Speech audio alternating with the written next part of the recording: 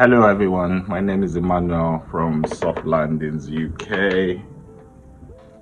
Hope you're having a great day, and just here today to speak a bit on sort of frequently asked questions we have about arriving in the UK. So one of our main services we provide is an accommodation service for newly arrived people to the UK. We help you search and secure properties for a fee. And yeah, that's sort of what we do. Now, along the lines of that, we just want to educate people a bit more on what it takes to get a property in the UK. So yes, the requirements for renting a place are the three main requirements. What you have to see it as is renting a property in the UK is sort of a form of credit. So there are certain checks that have to be carried out, credit checks, referencing checks. You can see it akin to getting sort of a loan in Nigeria, where you go through some checks and then they give you a loan for a few months and you pay back. That's sort of the idea around it, because the landlord is entrusting you with their place, which they'll be hoping you don't cause any damage to, and so on and so forth. Now, the main requirements you need to rent a place in UK to pass the referencing checks are the right to rent. You have to have your right to rent completed. You have to prove UK credit history, minimum of about 3 months, which is normally a bank statement, and you have to prove your employment to say you will be able to afford the cost of the house, which can be done in the form of a pay slip from an employer, a UK employer, to show you are earning enough to cover the rent, basically. So these are the main stumbling blocks people who just come in usually have.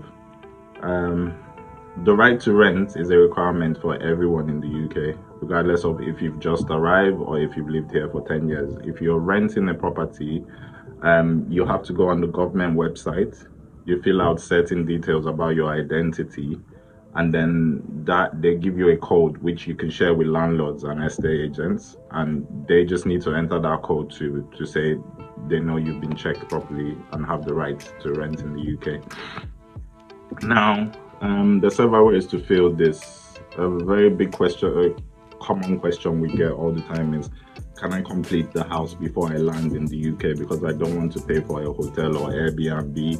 If you could just help me find something and we move straight into.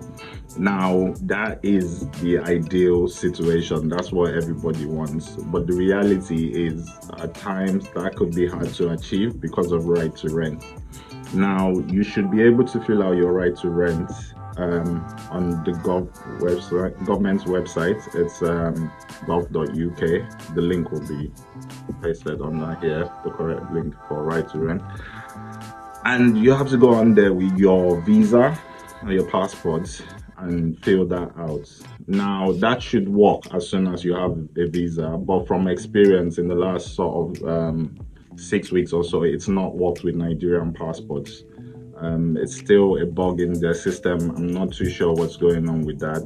Some people can fill it out, some cannot. Now, if you are not able to fill it out from Nigeria, then unfortunately, the only other way to complete your right to rent is when you arrive in the UK, you get your biometric card. You can get it the next day or even the same day you arrive. You just need to go into any branch of the post office and you can get your biometric card. So yeah, once you get your biometric card, then you can fill out right to rent. So this is the problem. Sometimes if your passport doesn't work from Nigeria, then realistically you have to come here, stay in a hotel for 1 or 2 nights, or possibly an Airbnb for about a week or so, and then hopefully we can get you a place after that. It's a legal requirement. There's not really any agent that can skip that stage without getting that filled out. Otherwise, we are breaking the law. So in reality, that's where the problem is. If you are able to fill it out from Nigeria, great, you're on the right track. Also, when you go on the right to rent website, it details everything you should be doing there. And if you need to speak to us about that as well, you can always reach out to us in the DMs, and someone will get back to you in more detail on how to fill that out. Now, aside from right to rent, the other two things that are really required are a 3 months pay slip and 3 months of bank statements to show you are earning.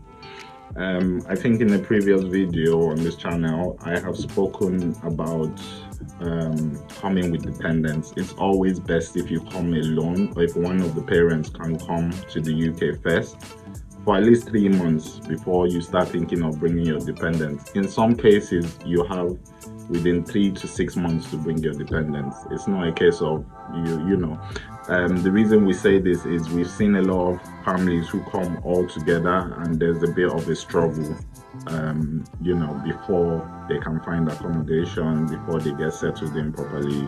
It's just magnifying the problem so much more, and it will be easier for you to come on your own, stay with a relative, stay with a childhood friend for a few weeks till you get your feet on the ground, maybe get a job. As soon as you're earning, the process of renting becomes so much easier.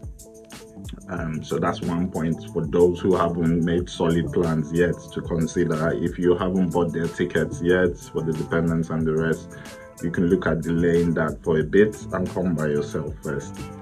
I've also spoken before of the pressures of renting in the UK at the present time. It's really, really tough. It's really tight. You have to remember you are competing with students from other countries. Everyone comes to UK or London. It's a top destination for students. So those are the things you're competing against. So that's all about requirements that you need to rent in the UK. I hope this helps some of you with your planning. And then see you next time.